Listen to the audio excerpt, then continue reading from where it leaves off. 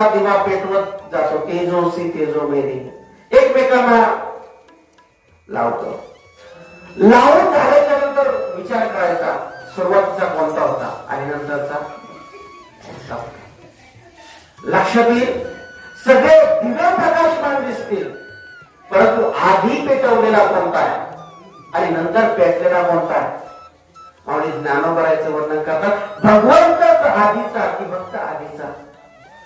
ज्या प्रमाणात दिव्याने दिवा पेटवला, पेटवण्याची क्रिया झालेली आहे, दिवेही आहेत, परंतु आधी सुरुवात कोणाची हे अंतिम स्वरूपात गेल्याच्या नंतर लक्षात येत नाही. आणि ज्ञानोबरायचं का दिवे दीप लाविला तैसा परिशोध तो झाला. एकरूप जीवन या भक्ताचा आणि भगवंताचा असतो. तेव्हा या संतांचा काळ कधीचा आणि त्या भगवंताचा काळ कधीचा. भगवान परमात्मा